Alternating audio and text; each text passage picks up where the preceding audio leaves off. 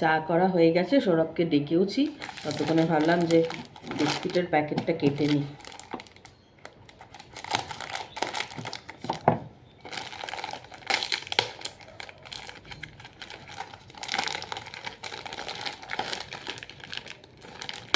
বিস্কিটটা ভালো লাগে আমার, একটু ক্রিস্পিও হয়, শক্ত হয় না খুব বেশি।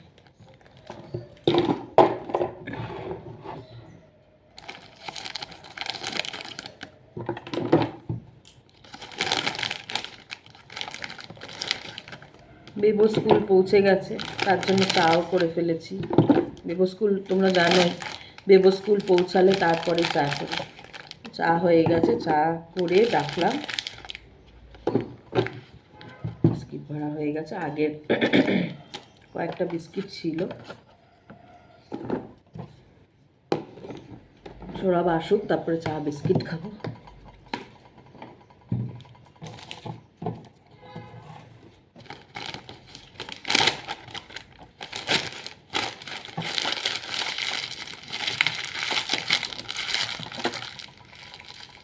চলো, মক্কেল এসে গেছে।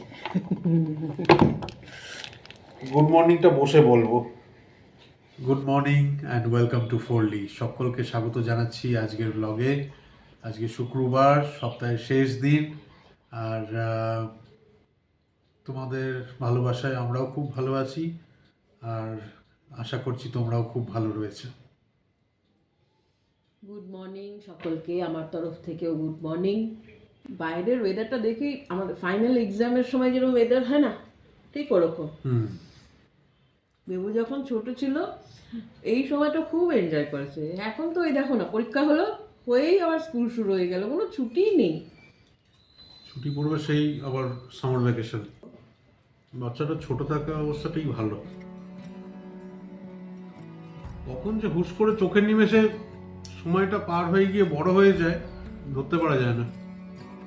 আমি এরকম করি, সৌরভ বলে তুমি এরকম করো, এরপরে বিদেশ টিদেশ পড়তে চলে গেলে কি করবে, আমি জানি না কি করবো। আমরাও রিলোকেট করে যাও, করতেও পারি। আমি একেবারে প্র্যাকটিক্যাল নই গো, হওয়া উচিত হয়তো আজকের দিনে। আমি একটুখানি ইমোশনাল বেশি সবার প্রতি, সন্তান তা না, সবার প্রতি একটু কাউকে ভালোবাসলো না, খুব ইমোশনাল। বোকাও ইমোশনাল ফুল বলে না, ওই জিনিস আমি। লোকে খুব ওই ইমোশনটার সুযোগ নেয়, বলো ওরা বলবে এখনো নেয়, এখনো নেয়। আমি বলি উল্টে ওকে, যে এত কেন তুমি ইমোশনাল। আমি সারাক্ষণ বলে যাই যে প্র্যাকটিক্যাল হও, প্র্যাকটিক্যালি চিন্তা করো।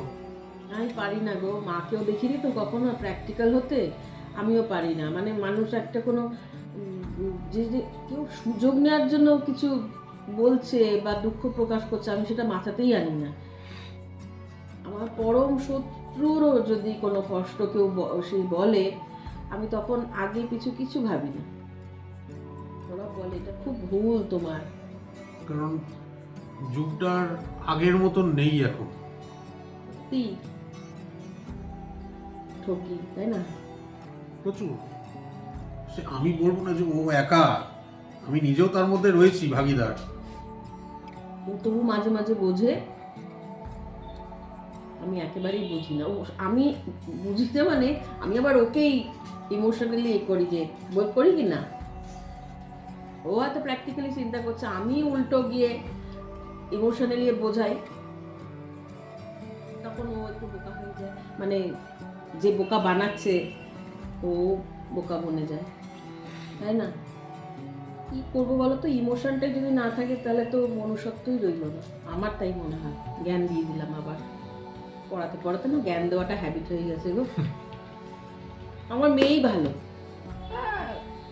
বিন্দাস। ও হচ্ছে, মানে আমি তো বলবো পৃথিবীর শ্রেষ্ঠ হচ্ছে ওরা। কুলেস্ট, হ্যালো কুলেস্ট, কোনো চিন্তা নেই। আমার পায়ের কাছে এসে পায়ের ওপর মাথা দিয়ে শুয়ে রয়েছে।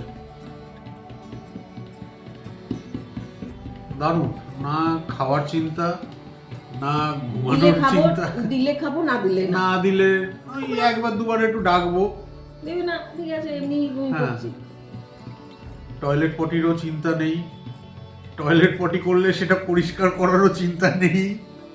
জামা কাপড় কাচতে হবে, নতুন জামা পরতে হবে, সাজুগুজু করতে হবে, সেটারও নেই, পড়াশোনা করতে হবে। কে কি বললো কোনো কেয়ার করে না, কেউ কে হ্যাটা করলো, কেউ ওর ওপর রেগে গেল, কেউ কে আদর করে ডাকলো, ও কোনোটাই গায়ে মাখে না। ওরাই হচ্ছে সব থেকে শ্রেষ্ঠ। আমি তো সবসময় মনে করি আমরা মানুষরাই হচ্ছে বিষাক্ত জিনিস। সত্যি মোস্ট পয়জনাস। কোবরার থেকেও বোধহয় পয়জনাস এখন মানুষ হয়ে গেছে। কোবরা, ব্ল্যাক মাম্বা রয়েছে না, হ্যাঁ, ব্ল্যাক মাম্বার থেকেও পয়জনাস এখন মানুষ। সত্যি তাই, সত্যি সত্যি সত্যি তাই। মানে ভগবানও মনে হয় এখন হাল ছেড়ে দিচ্ছে যে না, ভগবানও এখন যা পারিস ভাবছে, কর তোরা। কি করতে কি জিনিস তৈরি করে ফেললাম। হ্যাঁ, এখন বলছে যে যা পারিস কর যা, তারপর তো আলটিমেটলি আমার হাতেই সুতলিটা ও আমি বুঝে নেবো। সত্যিই তাই। একটু শান্ত পরিবেশে থাকা, ওই একঘেয়ে শো অফ করা নয়, শো অফ করো নয়, ওই তালে মানে কি বলবো, তালে তালে তাল তাল মিলিয়ে মিলিয়ে চলো। চলো, নিজস্ব কোনো সত্তা থাকবে না। আমি ওল্ড স্কুলই থাকতে চাই। হ্যাঁ, 100 বার যুগের সঙ্গে তাল মিলিয়ে চলা, তো আর কথাবার্তা পাল্টে গেল, মানুষকে মানুষ না মনে করা, এটা তো যুগ না। ওই যুগ আমার চাই না ভাই, আর ওরমভাবে আমি নিজেকে চেঞ্জও করবো না। সেটা 100 বার। অতটাও আল্ট্রা মডার্ন প্রো ম্যাক্সও হতে পারবো না আমরা। এখন তো এইগুলোই টার্ম ইউজ হচ্ছে মার্কেটে। জেনজি জেনজি তো রয়েছেই, মানে ফোনগুলো যখন এখন নতুনত্ব ফোন বেরোচ্ছে pro max, ultra pro max, তো ওই লেভেলে যেতে পারবো না। যারা আমাদের ফ্যামিলির নতুন মেম্বার হলে এই রিসেন্ট ডেজে, তাদেরকে হার্টলি ওয়েলকাম করি। Welcome to Forli. সব সময় পাশে থেকো, সাথে থেকো, যেটা আমরা বলি আমাদের ট্যাগলাইন। আর দেখতে থাকো ফোরলি, সঙ্গে থাকো ফোরলি। আর একটা জিনিস হচ্ছে, কিছু হিডেন মানে কমেন্ট, মানে হ্যাঁ। কমেন্ট কিছু হিডেন হয়ে গেছিল, আমি জানি না কেন। এটা আমায়ও কালকে বলছিল। আমি ইউটিউবে তো আমরা খুবই নতুন, সেজন্য আমরা বুঝি না কেন হলো এটা। যাই হোক, সেগুলো কালকে খুঁজে মানে অল অফ আ সাডেন ওগুলো দেখতে পেয়েছি। সেগুলোর সমস্ত কমেন্টের কিন্তু রিপ্লাইও দিয়েছি, সেগুলো একটুখানি দেখে নিও। আর রূপা দিদিভাইকে তো কালকে বলেছি, সকলকেই বলি যে তোমরা যা যা কমেন্ট করো, যেগুলো আমরা দেখতে পাই, আমরা কিন্তু সবকটার উত্তর দিই। মানে আমি যতক্ষণ ফ্রি থাকি আমি উত্তর দিই। আমি যখন সময়, মানে আমি যখন টিউশন করি, ক্লাস নিই, তখন সৌরভকে বলে দিই যে সৌরভ একটু আমি বলে দিই কী কী লিখবে। আমি ম্যাক্সিমামটাই ওই করে। হ্যাঁ, আমি করি ম্যাক্সিমাম। আর তারপরে আমি কখনো রাত্রেবেলা দেখবে, রাত্রেবেলায় বসে করি, কারণ তখন আমি একটু ফ্রি থাকি, যেই সময়টা ফ্রি থাকি আমি করে দিই ব্যাপারটা। আর সেই জন্যেই রূপা দিদি ভাই, একবারেই ভেবো না যে আমরা বিরক্ত হয়ে যাচ্ছি, বড় বড় না, আমরা ভালোবাসি তোমাদের কমেন্ট করতে, সত্যি ভালোবাসি। এবং উল্টে না এলে চিন্তায় পড়ে যাই। তখন আমরা বলি কিন্তু হয়তো সেই ব্লগগুলো তোমরা দেখো না, বা মিস করে যাও, বা সেই পার্টটা হয়তো মিস করে যাও, কারণ সব সময় তো পুরোটা দেখা হয় না, বা যাই হোক, বাই এনি চান্স হয়তো মিস হয়ে যায় সেই জায়গাটা। আমরা কিন্তু কমেন্ট না পেলে, সে যে হোক, সে পারমিতা হোক, প্রিয়াঙ্কা হোক, সোমা দিদি ভাই হোক, ঈশাদি হোক, শিলা দিদি ভাই হোক, শ্রাবণী দিদি ভাই হোক, তাই না? শ্রাবণী দিদি ভাই খুব রেয়ারলি কমেন্ট করে, কিন্তু তবু আমরা কিন্তু কাউকে বলিনি, রূপা দিদি ভাই তোমাকেও না, শ্রেয়সী অনেকদিন শ্রেয়সী করে না, অনুরাধা, তারপরে নমিতা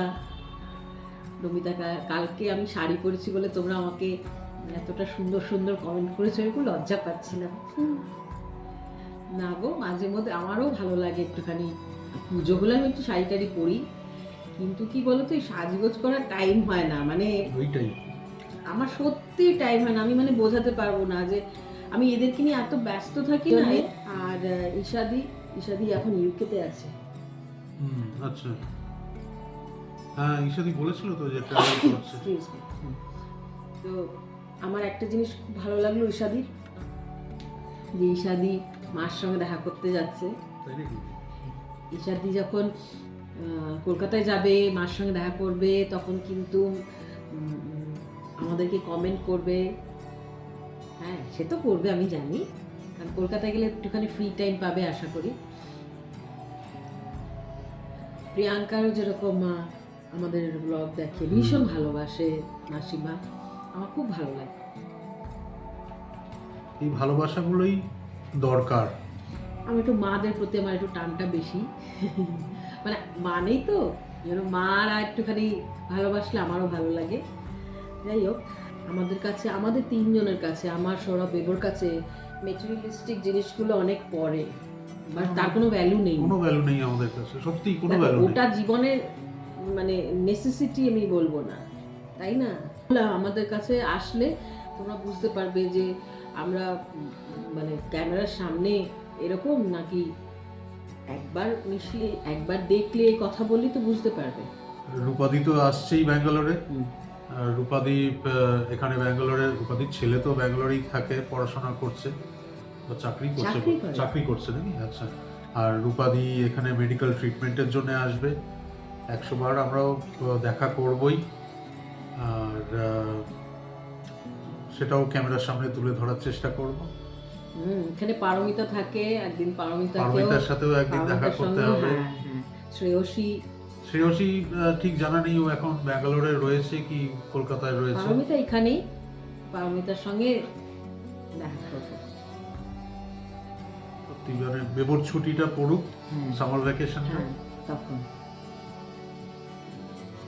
আর কলকাতায় থাকলে সকলের সঙ্গে দেখা কর। কলকাতায় যখন যাওয়া হবে তখন তো আগের থেকে জানাবোই, আমি দেখা করবো সকলের সাথে, সকলের সাথে দেখা করবো। তোমাদের সাথে যদি দেখা না করি তাহলে আমাদের কলকাতা যাওয়াটা মানে জার্নিটা আমাদের ইনকমপ্লিট হয়ে যাবে। যদি সৌরভ একাও যায় কলকাতায় কখনো, তাও বলবো তুমি সকলের সাথে দেখা করে এসো, আমার হয়ে দেখা করে এসো। মানে কি বলবো, আমাদের সিম্পলিসিটিটাকে তোমরা ভালোবাসো, তো সেই জন্য তোমাদের প্রতি ভালোবাসা আমাদের আরো বেড়ে যাচ্ছে। না সামনে দেখলে তোমরা হয়তো বুঝতে পারবে না যে কতটা ভালোবাসি তোমাদের। যারা এতদিন ধরে আমাদেরকে দেখছো বা ফলো করছো, তারা তো আশা করি বুঝেই গেছো আমাদের লাইফস্টাইল কিরকম। খুবই সিম্পল, খুব সিম্পল, মানে বলছি তো, একেবারে সাদামাটা যেটাকে বলে সেটাই। আর দেখা হলেও একই জিনিস দেখতে পাবে, আলাদা কিছু না। আমরা কলকাতায় থাকলে এই যে ঈশাদি আসছে, ঈশাদির সঙ্গেও দেখা, ও বাবা 100 বার। ব্যাঙ্গালোরে তোমরা এলে দেখা হবে, আমরা কলকাতায় গেলে সবার সাথে দেখা, সবার সাথে। তখন সোমা দিদি ভাইকেও কুচবিহার থেকে আসতে হবে, কিন্তু সোমা দিদি ভাই তো বাড়িও, তাই না, কলকাতায়, আসতেই পারবে। সেই আমি গেলে দেখা হবে, আমি না গেলেও সৌরভ একা গেলেও দেখা হবে, সৌরভ একাই দেখা করে আসবে, দেখা তো করবোই। কি রান্না আজকে এই সব রেডি করলাম, সবে পেঁপে কেটেছি, পেঁপে, আলু, আর এই যে মটর ডাল ভিজিয়েছিলাম, মটর ডালের বড়া বানাবো, সেই দিয়ে তরকারি করব, আর একটুখানি পেঁয়াজ কলি ভাজবো। মটর ডালটা যে বাটবো তাতে কাঁচা লঙ্কা আর একটুখানি আদা দেবো, আর তারপরে বাটা হয়ে গেলে ওর মধ্যে একটুখানি নুন চিনি দিয়ে ফেটিয়ে নিয়ে তারপরে ছোট ছোট ডালের বড়া বানাবো। ভালো লাগে, দারুণ লাগে খেতে। পেঁপেতে একটুখানি কাঁচা ছোলা দিলেও ভালো হতো, কিন্তু ছোলা নাই, মানে ছোলা নিয়ে মানে ভেজানো হয়নি, সেই জন্য তো শুধু এই দিয়েই করে দেবো, শুধু বড়া দিয়েও ভালো লাগে। হ্যাঁ, কাঁচা লঙ্কা দিয়ে দিয়েছি 4টে, আর একটুখানি দেখো আদা দিয়ে দিয়েছি। এবার এটাকে পেস্ট করে নিয়ে একটা বাটিতে তারপরে নিয়ে নুন আর একটু চিনি দিয়ে ভালো করে ফেটিয়ে আর বড়া ভেজে নেব। এই যে ডাল বাটা হয়ে গেছে, এরপরে এর মধ্যে একটু নুন আর একটু চিনি দিয়ে ফেটিয়ে আর ছোট ছোট বড়া ভেজে নেব। আর মিক্সি বাটিটা ধুয়ে নিয়ে এর মধ্যে 2টো মিডিয়াম সাইজের টমেটো দিয়েছি, আর 3টে কাঁচা লঙ্কা আর একটু আদা দিয়ে এবার এটাকে একটা পেস্ট বানিয়ে নেব, ওই পেঁপের তরকারিটাতে দেবো। এদিকে ডালের বড়াগুলো ভাজছি, আর অন্যদিকে তেল গরম করেছি। দাঁড়াও, এই ডালের বড়াগুলো একটু উল্টে দিই, তারপর দেখাচ্ছি। এইটা ডাল? মানে হ্যাঁ, এটাই ডাল, ডাল বাটা। এদিকে তেল গরম করে নিচ্ছি, সর্ষের তেল। আগে দেবো হচ্ছে হিং, নিরামিষ রান্না একটু হিং দিই।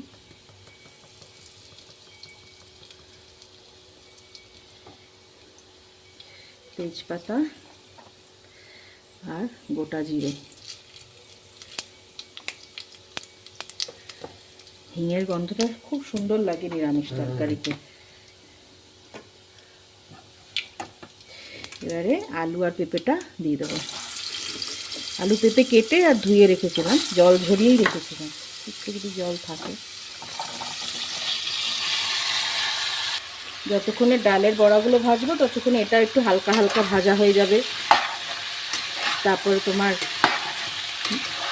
যে পেস্টটা বানিয়েছি দেখালাম, এখন একটু চাপা দিয়ে দিই। এখানে টমেটো পেস্টটাও রেডি। এই যে টমেটো, আদা আর কাঁচা লঙ্কা, এটা পরে দেবো, তেলে একটু ভাজা হোক। তারপরে টমেটো পেস্টটা দিয়ে একটুখানি কিছুক্ষণ কষিয়ে তারপরে গুঁড়ো মশলা দিয়ে দিয়েছি। লঙ্কা গুঁড়ো, সামান্য লঙ্কা গুঁড়ো, হলুদ গুঁড়ো আর জিরে গুঁড়ো, ঠিক আছে। আর এদিকে এই যে এগুলো ভাজা হচ্ছে, অল্প কটা ওটা হচ্ছে, আর এই যে আগেরটা তুলে নিয়েছি। এটাকে একটুখানি মিক্স করবো, কষিয়ে নিয়ে তারপরে জল দিয়ে দেবো। এর মধ্যে সেটাই বললাম যে আর একটু যদি ছোলা দিতে পারতাম। এক হাতই ধরে ধরে করি তো সেখানে, দেখো তেল নেই বললেই চলে, নেই। আর নামানোর সময় তো একটু ঘি দেবোই, সেই জন্যে তেল খুবই কম দিয়েছি এতে। একটুখানি নুন দেবো আর একটু জল দিয়ে ভালো করে কষিয়ে, এই জল মানে একটু যাতে মশলাটা ধরে না যায়, অল্প একটু জল দেবো, কষিয়ে তারপরে পেঁপে টেপে সেদ্ধ হয়ে আসবে যখন, তখন এই বড়াগুলো এতে দিয়ে দেবো। কষানো আমার হয়ে গেছে, এইবারে জল দেবো।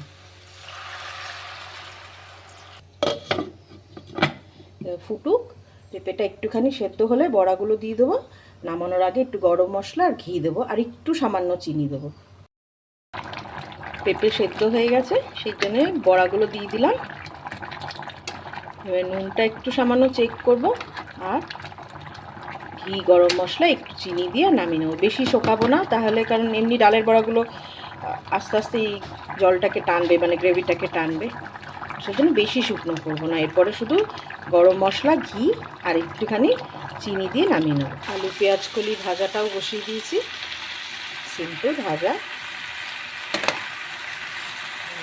পেঁয়াজ কলি, আলু আর একটুখানি কাঁচা লঙ্কা দিয়ে দিয়েছি, নুন আর হলুদ, ব্যাস। এটা ভাজা হয়ে গেলেই লাঞ্চ ডিনার দুটোই কমপ্লিট আমাদের। পেঁয়াজ কলিগুলো কিন্তু বেশ নরম নরম গো। সব কটা না? সব কটা না, তাই বলে হ্যাঁ, তাই ঠিক বলা মাত্রই একখানা শক্ত পেয়ে গেছি। মেলানো মেশানো থাকে, ঠিক আছে। পেঁপের তরকারিটা দিয়ে দিয়েছি, অতটা ঝোল ঝোল নামালাম, পুরো টেনে নিয়েছে, ড্রাই হয়ে গেছে। কিন্তু খেতে কিন্তু এক ক্লাস হয়েছে। খেতে ভালো হয়েছে, বেশ শুকনো হয়ে গেছে।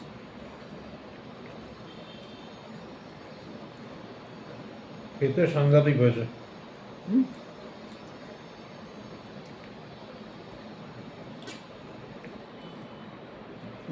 পেঁপেগুলো নরমও হয়ে গেছে বলো।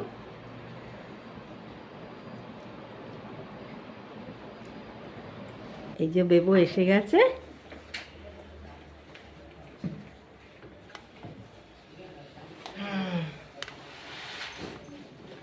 বাবা বললো কালকে ওর স্কুল আছে নাকি তোর? হ্যাঁ, 8 থেকে 10 o'clock। না না, হাত মুখ ধুয়ে না বাবা। আর কিছু বই। ঠিক আছে। আমার পড়ানো হয়ে গেছে, এবারে আমি ঘরে চলে এসেছি। আমি আর বেবু এখন এখানে বসে আছি, দর্শক আমরা, আমার মেয়েও আছে। তার কারণটা হচ্ছে আমার যে বেস্ট ফ্রেন্ড রিকোয়েস্ট করেছিল ভূতের গল্প, সৌরভ এখন রেডি, সেই আমেজটা এসে গেছে। দর্শক না, শ্রোতা। আচ্ছা, আমরা শ্রোতা। শর্মিষ্ঠা বলল বটে, ভয়ের গল্প সীমা শুনতে চেয়েছে,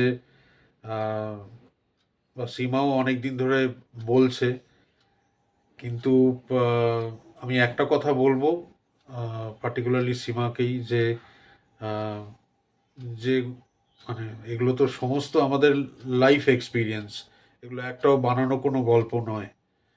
আর